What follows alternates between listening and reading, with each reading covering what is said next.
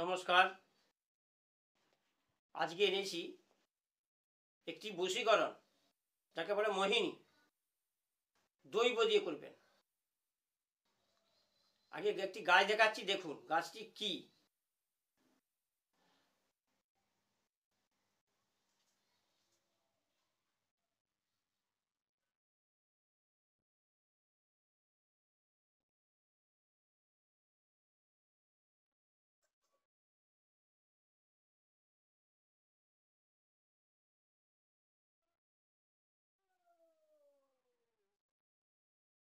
এটি হচ্ছে শঙ্খ পুষ্প গাছ।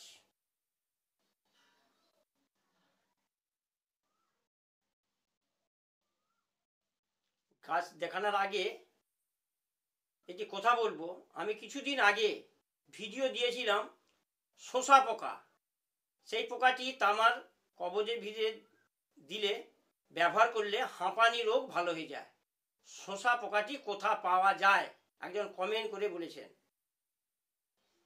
পোড়া ঘর, মানে মাটির ঘর, এই ঘরগুলিতে বেশিরভাগ বহুদিনের বাঁশ ফাঁস পড়ে আছে, সেই জায়গায় শোষা পোকাটি দেখতে পাওয়া যায়।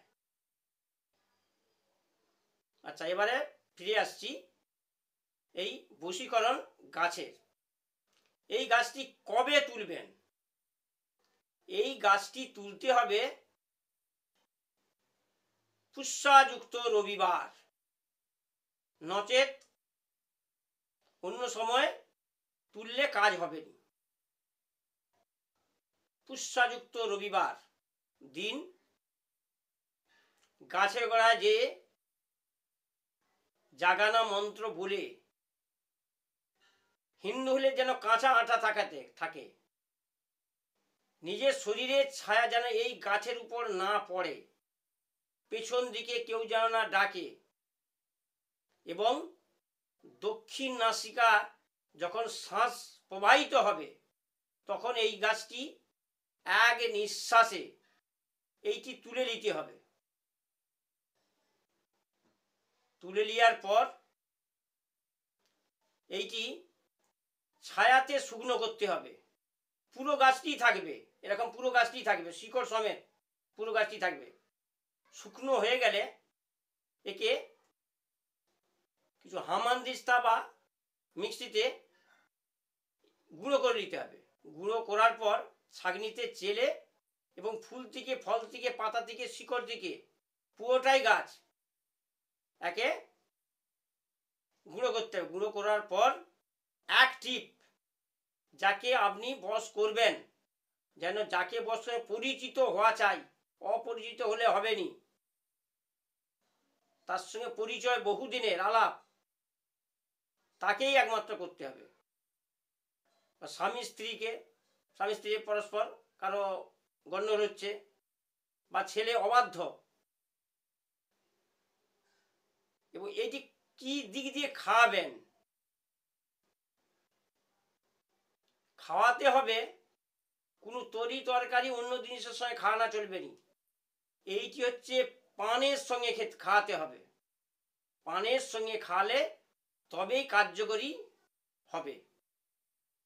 পান ভাঙার পর বা এক ডাকে পান কিনে আনলেন,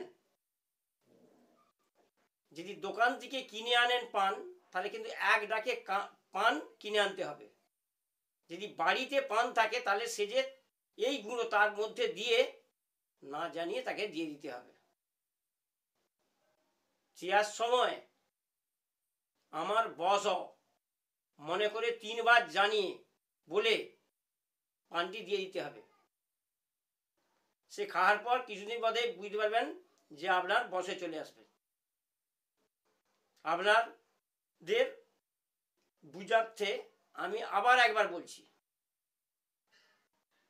এটি শঙ্খ পুষ্প গাছ। এটি তুলতে হবে পুষ্যাযুক্ত রবিবার।